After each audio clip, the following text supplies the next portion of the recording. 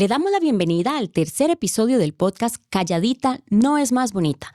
Mi nombre es Kalina Quiroz, soy funcionaria de la Defensoría de los Habitantes y del equipo que les va a estar acompañando en este espacio. El título de hoy, Amor o Control, las trampas del afecto. Y es que muchas hemos escuchado frases como, me cela porque me quiere, me dice con quién andar para cuidarme, revisa mi celular porque no tengo nada que ocultar. Y esto, que no siempre se ve como algo grave, son señales de control y sí, de violencia. No estamos hablando ni de personas ni de género, estamos hablando de conductas que debemos cambiar como sociedad. Para conversar sobre este tema nos acompaña Evelyn Durán, oficial del Fondo de Población de las Naciones Unidas, experta en relaciones de pareja, dinámicas de poder y violencia basada en género. Asimismo nos acompaña una mujer valiente que logró salir del círculo de violencia y hoy nos va a inspirar con su testimonio. Para proteger su identidad la llamaremos Diana. Muchas gracias Evelyn, muchas gracias Diana por acompañarnos hoy. Evelyn, ¿cómo podemos identificar desde el inicio de un vínculo esas primeras señales de control? ¿Por qué confundimos ese control con el amor? Bueno, muchas gracias, Kalina, por la invitación a la Defensoría, por supuesto. Y tal vez para iniciar, hacer una breve contextualización de qué es el UNFPA, ¿verdad? El Fondo de Población de las Naciones Unidas, que es la agencia de Naciones Unidas para la que yo trabajo. Es la agencia que trabaja básicamente por la autonomía corporal, que además es de lo que vamos a estar hablando el día de hoy. Esa autonomía corporal entendida como la posibilidad que tenemos las mujeres de tomar decisiones sobre nuestra vida, sobre nuestro cuerpo, sobre nuestra salud, pero también sobre el tipo de relación que queremos tener, ¿verdad? Y justamente ahí el Fondo de Población de Naciones Unidas, el UNFPA, trabaja en temas de derechos sexuales y reproductivos, de prevención y atención de la violencia basada en género. Y me agarro de ahí un poco entonces para contestar lo que estás diciendo. Yo creo que en la sociedad en este momento, vivimos como en un contraste que es además constante entre el ideal y lo real, ¿verdad? Entonces, de pronto las personas tenemos una relación ideal o tenemos un ideal de cómo queremos que sea nuestra relación de pareja y nos amarramos a ese ideal. Ese ideal generalmente además no se construye solito. Ese ideal se construye a partir de todo lo que vimos, de cómo crecimos, de cómo nos criaron, de cómo vemos además a nuestros pares, ¿verdad? A las personas que nos rodean, incluso a nuestra mamá, a nuestro papá, etc. Y luego tenemos la parte real, que es lo que estamos viviendo en ese momento en la relación de pareja. Entonces, de pronto, desde ese ideal se va construyendo a partir de una serie de determinantes sociales que nos van diciendo además a las mujeres, a los hombres, cómo tenemos que comportarnos, cómo tenemos que acercarnos afectivamente y cómo tenemos que iniciar nuestras relaciones de pareja.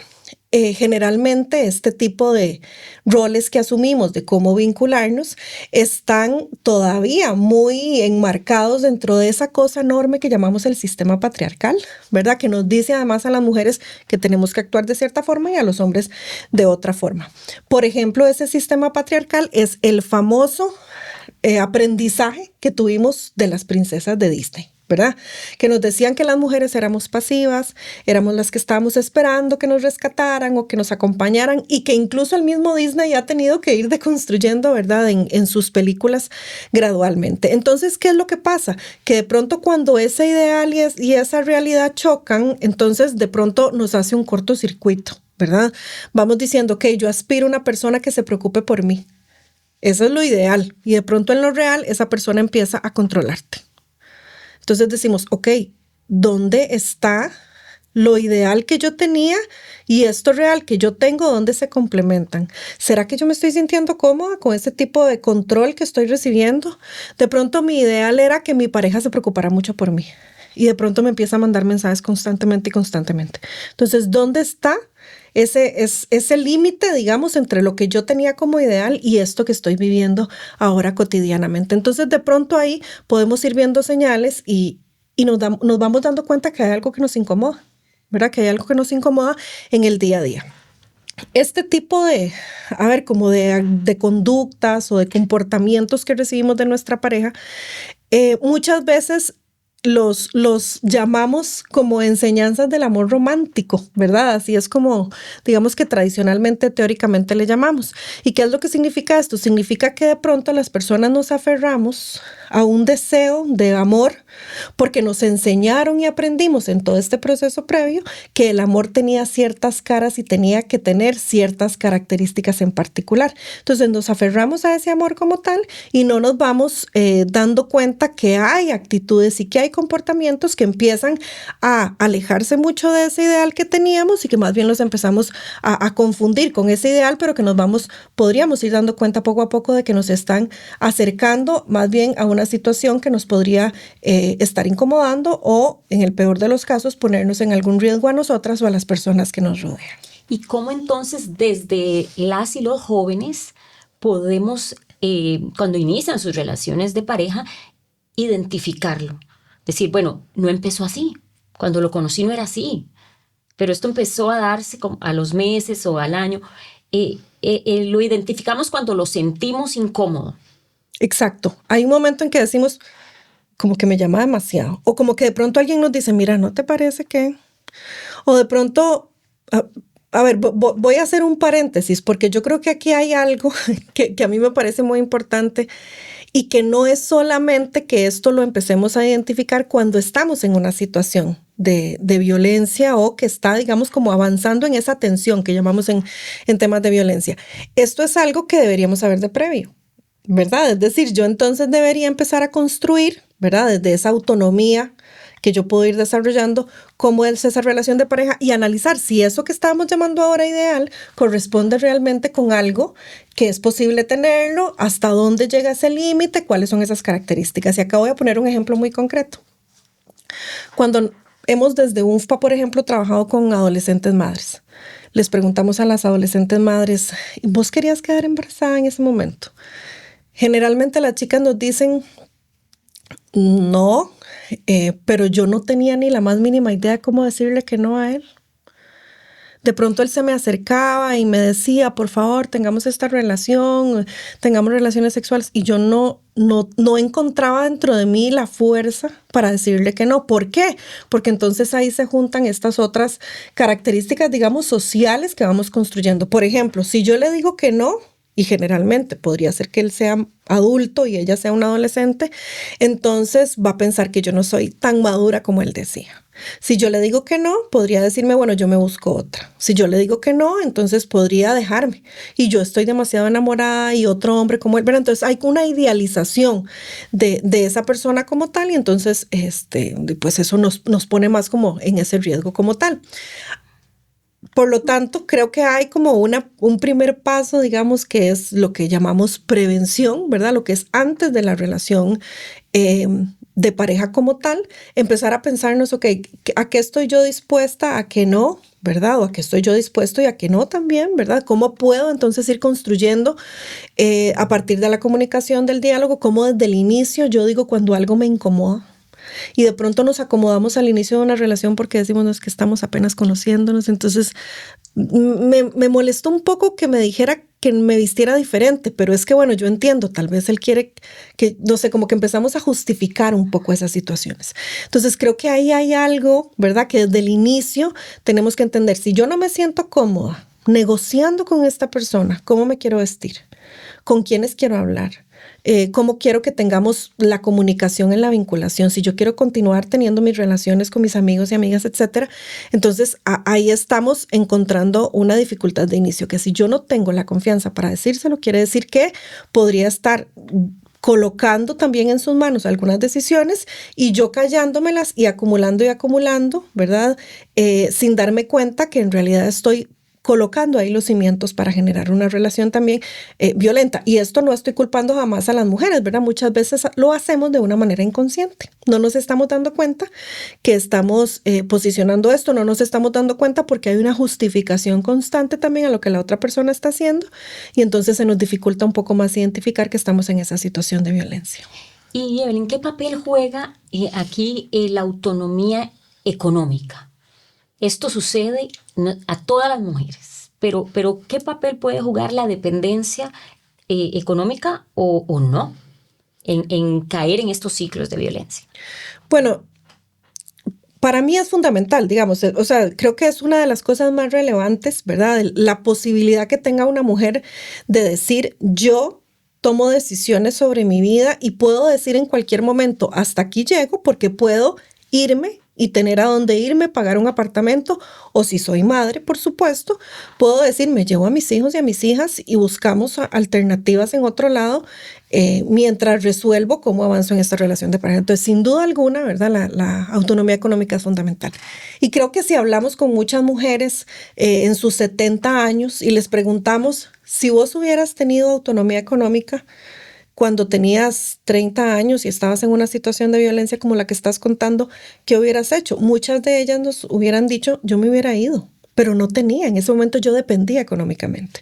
Entonces creo que ahí la autonomía económica es algo fundamental en el sentido de que les da a las mujeres entonces la posibilidad de buscar una alternativa. Pero a mí nunca me gusta hablar de la autonomía económica solita, ¿verdad? Porque si no juntamos las otras autonomías, ¿verdad? Si no juntamos la autonomía corporal, que es esa posibilidad de que la mujer diga, yo también tomo decisiones sobre mi cuerpo y no quiero que lo maltraten, por lo tanto yo me voy.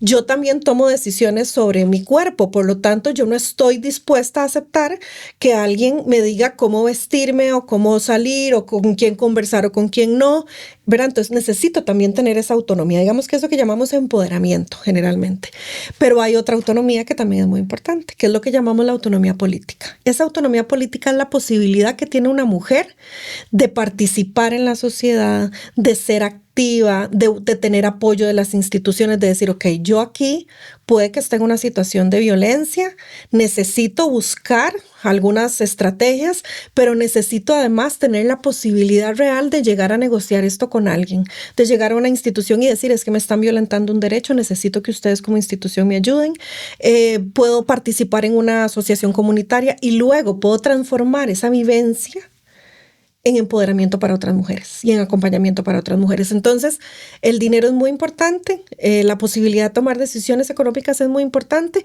pero si se acompaña además de que yo puedo tomar decisiones sobre mi vida, lo que yo quiero para mi vida, la de mis hijos e hijas, y si yo además puedo ejercer un liderazgo a nivel personal, familiar, comunitario, esa autonomía económica entonces se va a ver completamente elevada para poder tomar decisiones adecuadamente. Que esto me lleva a preguntarle, una mujer que está viviendo este ciclo o identificando, ¿verdad? Este ciclo de control, de violencia, ¿qué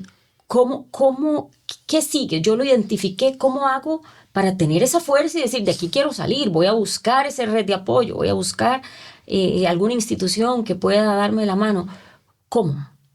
Kalina, vieras que es muy interesante pensarlo porque la violencia contra las mujeres generalmente se manifiesta a través de un ciclo, ¿verdad? Es un ciclo que inicia, ¿verdad? Poco a poco con eventos que a mí me empiezan a incomodar, ¿verdad? Que yo empiezo a decir, ¿será que me está controlando? ¿Verdad? Esto no me está gustando. Y de pronto nos damos cuenta que ese tipo de eventos empiezan a crecer, empieza a aumentar una tensión y de pronto se da un incidente. Ese incidente puede ser una grosería, puede ser una humillación, puede ser violencia física, puede ser violencia sexual, ¿verdad? Ya esa explosión, ¿verdad? Que le llamamos como esa segunda etapa de esto que llamamos el ciclo de la violencia, viene un momento en que entonces, en ese momento la mujer dice, yo ya no puedo estar con esta persona, ¿verdad?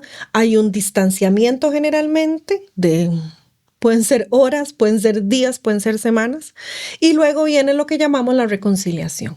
Esta reconciliación es cuando entonces la otra persona viene y le dice, mira, me equivoqué, yo no lo voy a volver a hacer.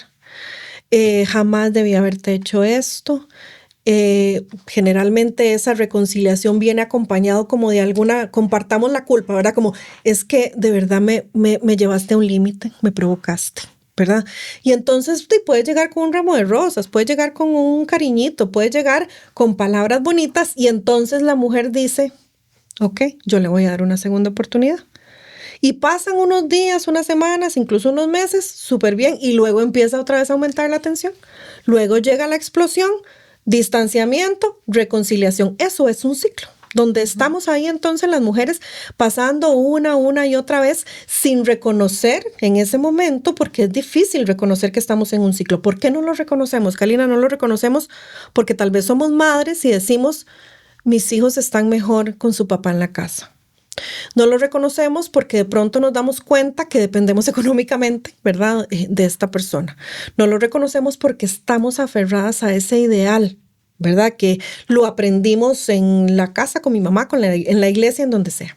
Y entonces cuesta un poco. De pronto puede que exista algún insight que nos llega, por decirlo de alguna manera, a través de una amiga que nos dice, ojo, a través de una institución pública, a través de una charla en la que yo participé y dije, mira, claro, esto me ha pasado tantas veces, yo no sabía que existía un ciclo de la violencia y entonces ahí podemos decir, puedo tomar alguna acción al respecto, ¿verdad? Y puedo pensar cuál es la alternativa que yo tengo para salirme de esta situación, pero el primer paso, sin duda alguna, es reconocer que estamos en un círculo y que si de ese círculo no salimos, entonces esto puede ir escalando y escalando a otros tipos de violencia que nos puedan poner en riesgo nuestra vida o la de nuestra familia. Muchas gracias, Evelyn. Como les decía al inicio, hoy tenemos el testimonio de una mujer indígena quien valientemente logró salir de un ciclo de violencia y que la llamaremos para proteger su identidad, Diana, a quien vamos a consultarle. Diana, ¿cuáles fueron esas señales que usted vio? ¿Cómo usted identificó, opa, esto no es normal, ¿verdad? Esto que me está pasando no debería de suceder? Bueno, buenas tardes. Pude identificar estas señales a través de tratos que me daba él hacia mí. Eran tratos muy feos verbalmente, a veces era físicamente también.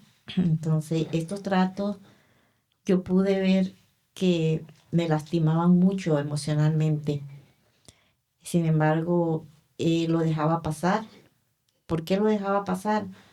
Porque él venía y decía bueno, que era como una disculpa, que él estaba consciente de que hizo algo mal y venía, se disculpaba y pedía perdón y decía que no lo volvería a hacer. Sin embargo, si te soy sincera, esas heridas emocionalmente que nos causan, muchas veces no sabemos cómo lidiar o cómo curar esas heridas emocionales, porque solo uno que las vive puede sentirlo y saber qué se siente. Pues puedo decirte que sí, volví a creer en sus palabras de su cambio, de no volverlo a hacer. Sin embargo, era una mentira porque volví a hacerlo una y otra vez y a veces con mucha más fuerza. Entonces, estas señales, un día me puse a reflexionar de que, sin embargo, él era una persona que realmente no me quería, porque yo decía, yo sí sentía un amor hacia esa persona, sin embargo, mi corazón o mis sentimientos no me permitían tratarlo de la manera como él me trataba a mí. Eso me hizo reflexionar mucho y darme cuenta que no estaba como en un hogar de amor, en un ambiente de amor. Eso no era amor.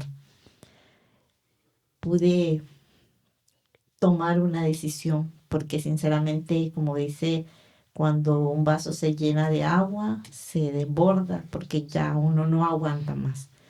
Ahí es donde uno se da cuenta que tiene que tomar una decisión. Y eso fue lo que yo hice, tomar una decisión. No fue fácil, para ninguna mujer será fácil, pero sí se puede, porque yo lo hice y pude lidiar, cuando tomé la decisión pude lidiar con muchas más agresiones, porque esto es algo que cuando uno toma una decisión, la pareja de uno no la acepta y trata por todos los medios de que uno se retracte de esa decisión y hacerle ver como que es uno el que está mal, que ellos tienen la razón, no, que es uno. Entonces, uno tiene que luchar fuertemente con eso y pararse firme y saber que ya todo terminó, porque sinceramente uno quiere una vida mejor. Porque yo siempre he pensado que nosotras nos merecemos como mujer algo bonito, a vivir una vida tranquila, más que todo. ¿Y quiénes te apoyaron en ese momento crucial? Me apoyaron mis familiares, parientes no muy cercanos, parientes lejanos. Me dieron acogida porque yo quedé que no tenía dónde vivir. Me salí, de donde vivía, prácticamente sin nada. Ellos me dieron dónde vivir y después de ahí me mudé a otro lado, otro pariente me dio dónde vivir también y ahí pude levantarme poco a poco con mis hijos. ¿Y qué mensaje le podríamos dar, Diana, a las mujeres que como usted lograron identificar eso y hoy nos están escuchando y viendo y dicen, me siento identificada, pero no tengo esa fuerza? ¿Qué mensaje se le puede dar? Yo les diría que si están pasando por algo parecido, viviendo este ciclo de violencia, porque esto es violencia, que no lo permitan más. No hay que tener miedo. Yo lo tuve, sí, todos lo podemos tener, pero podemos romper con eso.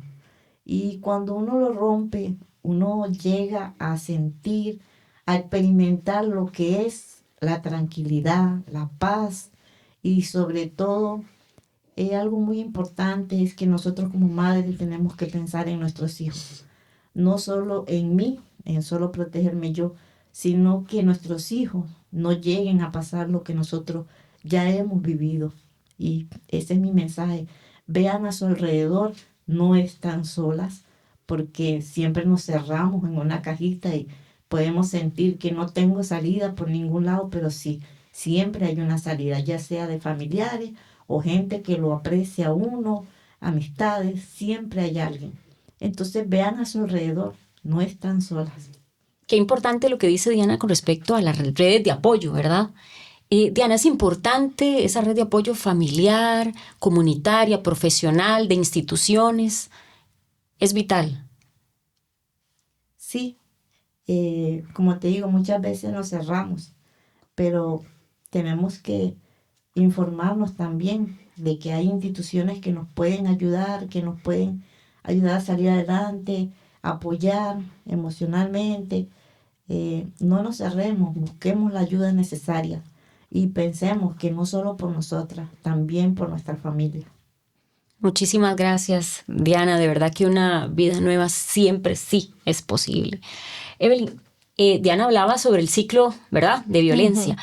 En otro de los episodios del podcast hablábamos que este ciclo de violencia lo debe entender no solo la víctima, sino también quienes estamos afuera y podemos ser la hermana, la amiga, la mamá, porque muchas veces se dice, ¿para qué voy a ayudarle o para qué voy a brindarle ese apoyo si va a volver con el agresor, ¿verdad? Así es. Entonces, eso también es importante que las personas que estamos afuera entendamos, no, un momento, esto es un círculo, un ciclo de violencia. Totalmente, totalmente, porque al final a quien vamos a acudir es también a esas personas que pensamos que nos pueden ayudar, pero lo último que quiere una mujer que está en una situación de violencia es juzgamientos, ¿verdad? Eso no la va a ayudar, no la va a ayudar. Podría más bien devolverla a ese ciclo, ¿verdad? Y más bien pensar que la única alternativa que tiene es volver con el agresor, ¿verdad? Entonces sí creo que es fundamental, como decís, las hermanas, las amigas, las primas. Creo que muchas veces las mujeres nos tratamos de apoyar las unas a las otras sin una mala intención, ¿verdad? No es que le van a decir, mira, pero es que otra vez, y no hay una mala intención, hay una intención de que ella lo identifique y lo reconozca, pero la única que sabe el momento exacto es la persona que lo está viviendo. Y ahora Diana lo decía perfectamente, ¿verdad? Lo que yo estaba viviendo, ¿verdad? Nadie tenía idea, ¿verdad? Entonces creo que eso es muy importante, pero acompañado de esto también, cómo las instituciones también garantizan que se entienda ese ciclo de la violencia, ¿verdad? Porque muchas veces la mujer llega y pone la denuncia y luego la quita y luego la pone otra vez, pide medidas de protección y luego las quita. Y entonces la institución dice, pero es que a ella le gusta, ¿verdad? Hay como una revictimización entonces donde las mujeres entonces están una y otra vez, la institución también le está diciendo, no, es que el que tiene el problema es usted, ¿verdad? Entonces creo que ahí es importante que las personas que acompañamos a otras mujeres, que las instituciones podamos también identificar la importancia de que nuestra escucha es fundamental y una escucha sin juzgamiento y más bien una escucha de, en el momento en que estés lista, yo estoy aquí para tenderte una mano. ¿Y cuál ha sido la experiencia desde el UNFPA con las mujeres que buscan estos apoyos, que se han acercado en las comunidades? ¿Cuál ha sido? Voy a poner como ejemplos específicamente de adolescentes, pensando un poco en esto que llamamos relaciones impropias, ¿verdad? Que son las relaciones sexuales entre una persona adulta y una persona adolescente, y que ahí encontramos un reto muy grande, porque muchas veces las adolescentes están en ese momento de enamoramiento absoluto, ¿verdad? De una persona adulta que les dice: yo estoy aquí para darte todo lo que quieras, yo te puedo dar un celular nuevo, yo te puedo dar alimento para tu familia. ¿Y por qué a mí? Bueno, porque sos más madura para tu edad, sos más madura que todas tus amigas, ¿verdad? Y hay como una cosa ahí de envolver. Un poco siempre hacemos un ejercicio donde las chicas se envuelven en una soga y se van dando cuenta que todos estos comentarios la van envolviendo. Entonces ahí encontramos una situación dura, donde las chicas no están reconociendo esa vinculación con esa persona adulta como una situación de violencia, sino que se las venden y les hacen creer a ellas que son demasiado cargas para ser adolescentes y que por eso un tipo de más de 25, 30 años se fijó en ellas. Ahí entonces es más complicado, porque entonces escuchas a un adolescente diciendo: es que él me ama. Yo estoy ahí, él me ama, pero de pronto te das cuenta que deja a sus amigos y amigas, que se aísla, que de pronto abandona el colegio y empieza, ¿verdad? Como ese otro tipo de situaciones que se pueden ir presentando poco a poco, de aislamiento, de usted es mía, nadie más puede hablar con usted. Y entonces hay como una ruptura, ¿verdad? Porque entonces el adolescente ya no soporta que la gente le diga de que esta persona la está violentando. Y ella misma se aísla. Claro, también. porque dice: ¿para qué les voy a contar? Claro. ¿Verdad? Entonces ahí es donde más entendimiento tenemos que tener. Nosotras hemos estado en talleres donde adolescentes nos dicen: no, pero es que yo tengo 16 y estoy en una relación con un hombre de 30, pero es que yo no me dejo, ¿verdad? Y la chica lo dice con una claridad, ¿verdad? Y cuando uno empieza a hablar con ella más en detalle, ella misma va diciendo: oh, bueno, sí, en realidad me cuestionó si podía venir a esta actividad, me cuestionó esto, me cuestionó el otro, y tiene que ir pasando por ese proceso, un proceso que no es fácil. Creo que también durante los últimos años hemos ido identificando evidencia que es muy importante, ¿verdad? Y quisiera un poco como dejar este mensaje aquí, ¿verdad? De cómo las mujeres adultas requerimos mucho apoyo, pero también las adolescentes requieren en particular como ese acompañamiento profundo, ¿verdad? De identificar cómo es ese ciclo de la violencia, de identificar cómo se pueden manifestar esas situaciones de violencia, porque muchas veces las chicas no están desprotegidas, ¿verdad? Y están pensando además que es muy chiva lo que están viviendo. Yo siempre digo, bueno, además de todas las canciones, a mí me gustan mayores y toda esta cosa, ¿verdad? Nosotras siempre, bueno, yo siempre lo recuerdo por lo menos, y lo veo con mis hijas. Una de mis hijas es adolescente que me dice: es que para alguien de séptimo andar con el chavalo popular de quinto es el hit, ¿verdad? Entonces siempre hay una cosa de veamos, busquemos a los más grandes. Creo que esa protección, ese acompañamiento, ir identificando antes de tener una relación de pareja, tener claro cuál es mi expectativa, por dónde puedo ir yo construyendo relaciones más sanas, pero más sanas que también me permitan a mí, ¿verdad? Como mujer tener lo que yo quiero, buscar una pareja que cumpla con ciertas expectativas y demás, pero no solo con las chicas, sino también con los chicos. ¿Verdad? Que los chicos también se puedan preguntar: ok, ¿qué quiero yo de una pareja? ¿Cómo puedo construir una relación donde haya igualdad, donde no estemos en una situación de poder, en una situación de desigualdad, y que vayamos construyendo feminidades muchísimo más respetuosas para nosotras mismas, de nuestra vida, nuestras decisiones, y masculinidades también que acompañen de una mejor forma a las mujeres y que sean muchísimo más positivas para su vida propia también y para las demás? Evelyn, usted hablaba ahora de las adolescentes, y nosotros desde la Defensoría hacemos muchas capacitaciones y charlas fuera del área metropolitana y también pues aquí. Y muchas hablan ya de la violencia que sufren en plataformas digitales, ¿verdad? Entonces ese control se ha trasladado a todas las plataformas digitales. Entonces me controla mis amigos de WhatsApp, me revisa el Facebook, nos decían las chicas, o sea, entran a revisarnos nuestras plataformas, sí, Instagram, Facebook, o sea, quiénes tienen de amigos, quiénes no, a quién bloquea, no me gusta. O sea, esto es la realidad también de hoy de estas mujeres. Así es, pero es que interesante porque lo dijiste de una forma muy, muy buena, ¿verdad? O sea, dijiste se ha trasladado a lo digital. El asunto aquí es que luego eso que se traslada a lo digital se va a volver a lo real. Y entonces esto que se manifiesta con no puedes hablar con esta, no puedes decir esto, se va a transformar también, o se puede llegar a transformar en una situación de violencia que vaya a escalar a la violencia física. ¿verdad? Generalmente usamos algo que se llama un violentómetro, que yo invito a la gente a que lo busquen también. El INAMU tiene uno también muy claro, ¿verdad? Donde empiezan a escalar y escalar las situaciones de violencia. Primero empezamos con el control, con revisar que borres tus contactos de Instagram, que con él puedes hablar, que con él no, etcétera. Luego esto empieza a escalar donde ya no te dejo salir, donde ya te quito el celular, entonces no lo puedes usar, porque además si yo te lo pagué, obviamente yo te lo puedo quitar en el momento en que yo quiera, ¿verdad? Y controlártelo y demás. Y entonces ahí puede ir escalando hasta llegar a violencia física, violencia sexual y luego llegar a lo que no queremos que pase, que es el femicidio, ¿verdad? Entonces, justamente con las personas adolescentes, poder visibilizar esto y que ellas también lo problematicen y lo analicen es fundamental para, pues finalmente salvar vidas, ¿verdad? Que en temas de violencia eso es lo más importante, resguardar la vida de las mujeres y de las personas en general. Muchísimas gracias, Evelyn. Muchísimas gracias, Diana, por acompañarnos. Después de escucharlas, todas y todos debemos realizar el ejercicio de revisar cómo nos estamos vinculando, ya que nos queda muy claro que el amor no controla, no vigila, no apaga, no somos dueños de nadie y nadie puede ser nuestro dueño. El control es violencia. Gracias, Evelyn, y gracias, Diana, y a ustedes por escucharnos. Esperamos que lo que conversamos hoy les sea de mucha utilidad. A ustedes que nos ven y nos escuchan, les pedimos por favor que compartan este episodio, que hablen sobre el tema con su familia y amigos, que nos ayuden a difundir el mensaje. No estamos señalando ni personas ni género, estamos señalando conductas que debemos cambiar como sociedad. Recordar, en caso de emergencia, llamar al 911. Dudas o consultas, canalizarlas por medio del Instituto Nacional de las Mujeres al 1145.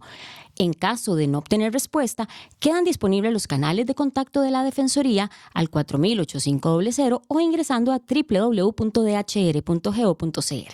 Les invitamos desde ya a los próximos episodios de este podcast y a seguirnos en nuestras redes sociales de la Defensoría y en el TikTok del Instituto de Educación en Derechos Humanos de la Defensoría de los Habitantes. Recordá, calladita no es más bonita. Muchas gracias por su atención y nos vemos en la próxima.